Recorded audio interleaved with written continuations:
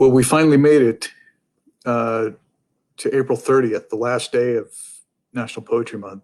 And like I said, I've been keeping it real, and I've been diligently writing a poem a day. I haven't been posting them every day. Some days feel more like it than others. Some days I can't get what's her face to cooperate or whatever. So I have a bunch here that I'm gonna plow through. This we'll see how long this lasts, because it's been a difficult day. I'll say that much. I mean, difficult for me. She's like finally awake. Oh my God, here we go. Okay. It's probably going to end up just being me, and that's okay. That's appropriate for the last day of National Poetry Month here at the end, April 30th. So, are you done? Nope. Okay, here we go. She'll be back. She can't stay away, it would seem. So, here we go. First one. The $10 million Halliburton poem. You, holder, holding me, holding my stock, for the holders of shares who mean the world with mean business, its targets and markets. We would salute thee were we true military. Instead, let us dance across the souk under pale Arab moons, upon blood-red dunes, our grunts bust on anxious sorties, plucking like oods, lost souls repurposed for our brave new rendition of a love song, a torch song for firing pallets of greenbacks like stingers across petro-black fields, tracer rounds straight to your heart, from corn-blasting turrets, battering erectile Adhan-drenched minarets. Don't fret, lovelies. This pillow talk of war, where all is fair and love is but negotiation, as the soft target of the white underbelly of your true passion exposes where my conflict needs to go, hands deep in each other's tactical pockets, muttering safe words no one will hear.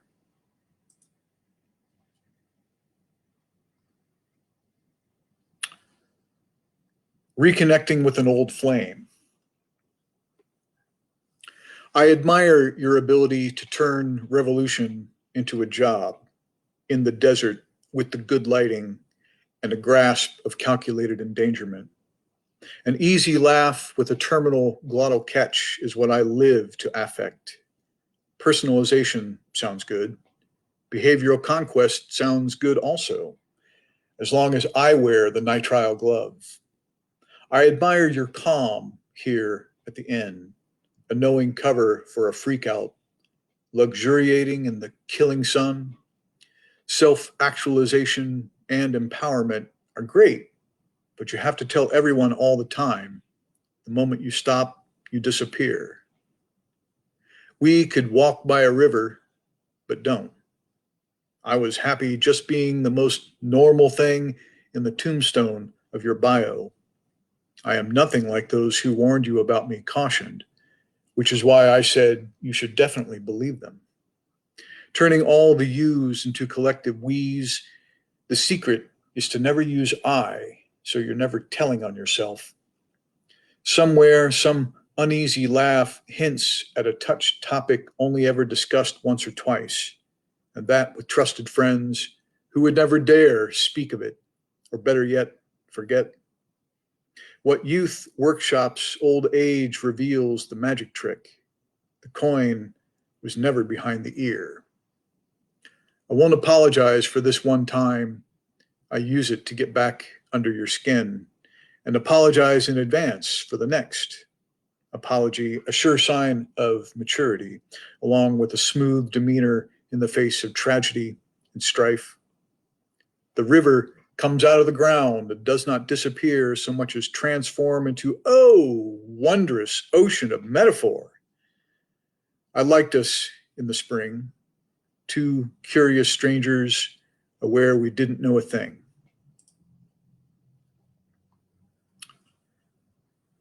Shifting blame.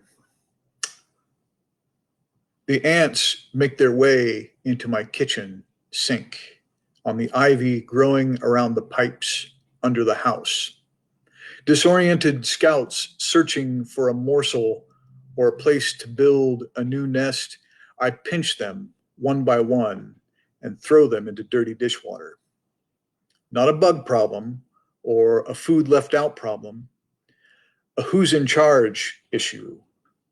Workers and the landlord fighting over crumbs and housing, while roots oblivious to my foundation creep untouchable in the dark.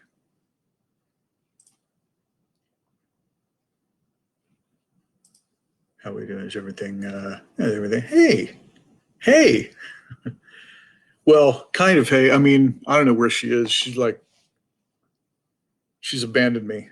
Like the one day she's abandoned me on the couch, but she's abandoned me. Following the comedian.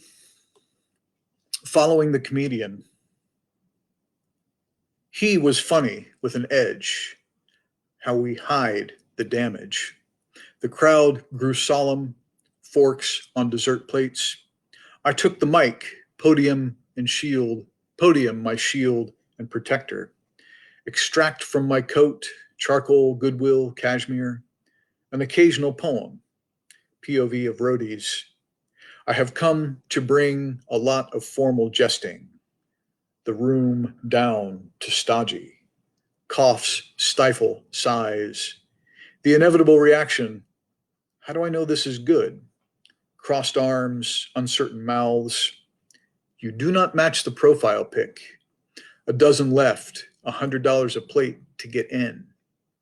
No scorecards or prizes. Appropriate is good enough. The fundraiser entertainment, comedy, a form of prepared remarks. I knew waiters and shook their hands, coaches in your boy's corner, smiling, everyone clapping,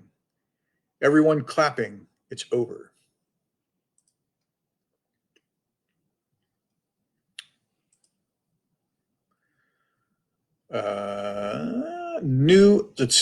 The new Sincerity. I checked the numbers, but you weren't there. Percentages and median masquerading as average, nowhere. Positively 404, though 85% is a lot, even with a margin of error of 2 to 3%. Wow. Then it hit me. Ours is a largely textual thing. I knew I would find you at the tips of my fingers and thumbs, which statistics show have almost entirely replaced my mouth, lips, and tongue.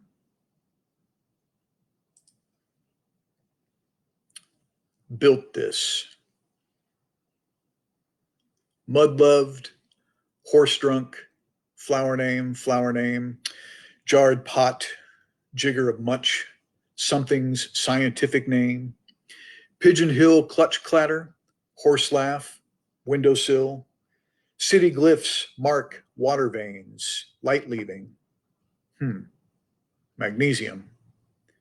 Dirt kissed, corn high, Latin name, tall yard, obscura lingua, denouement mon ami. Neologism, difficult position, ablative states, snicker.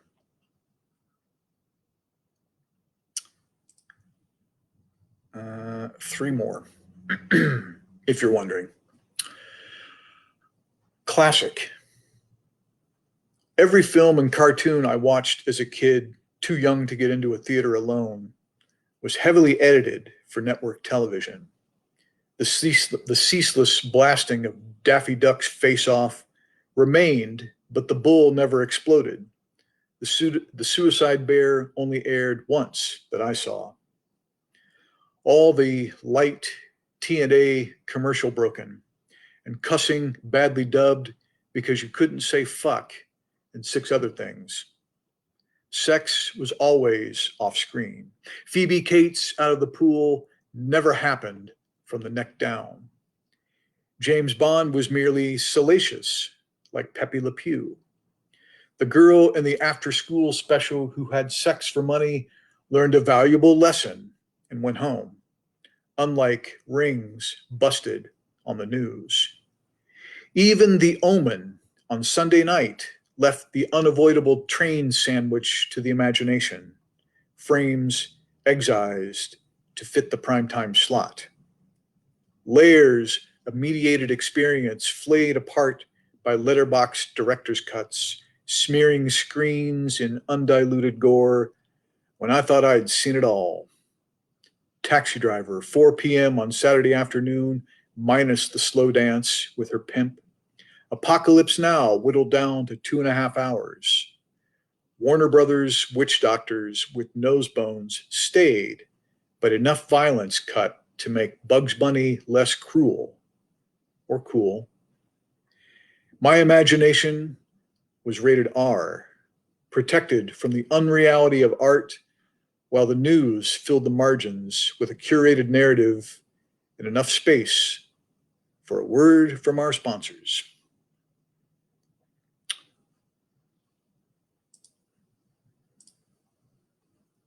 Two more.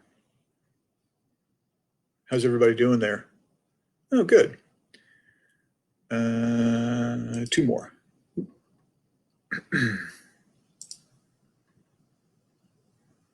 Stay cool.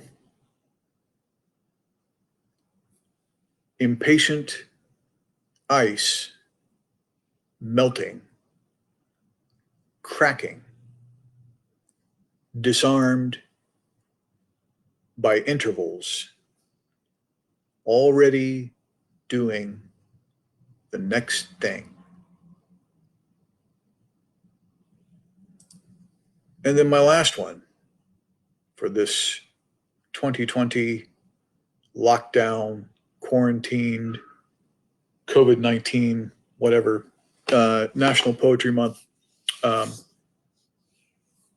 Here, let me see if I can come here for the final.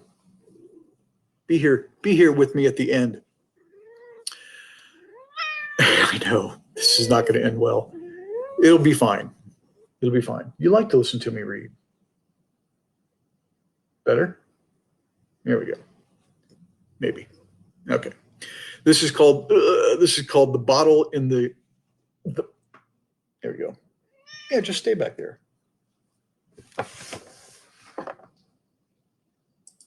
You're so close. Come over here. She wants my pen. Come here. You got it. It's the eyes. It's the eyes.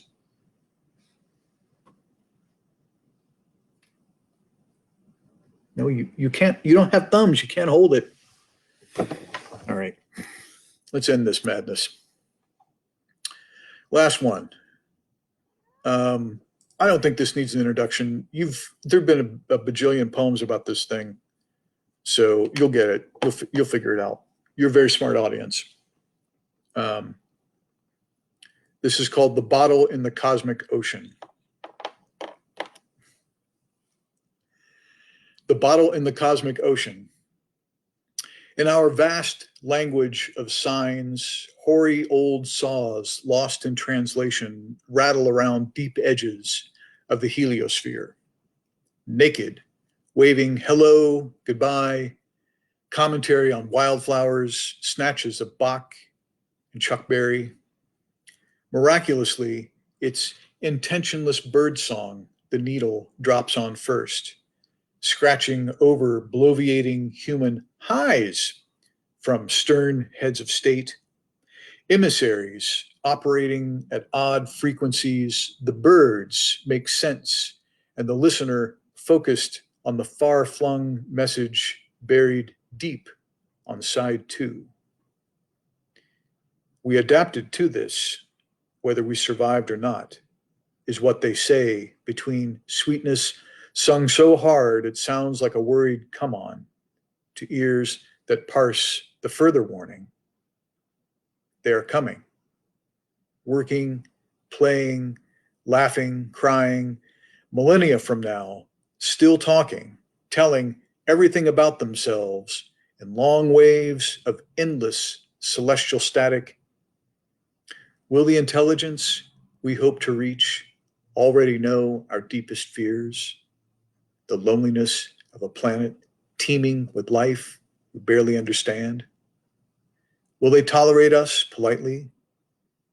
Or will they turn out the light and hope we go another way?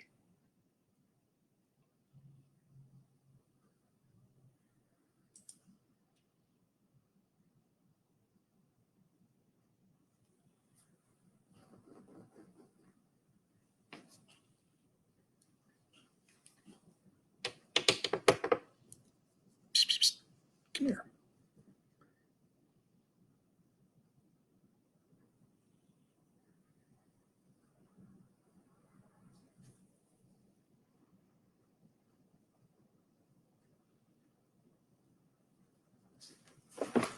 Oh, so close. Well, maybe next Poetry Month.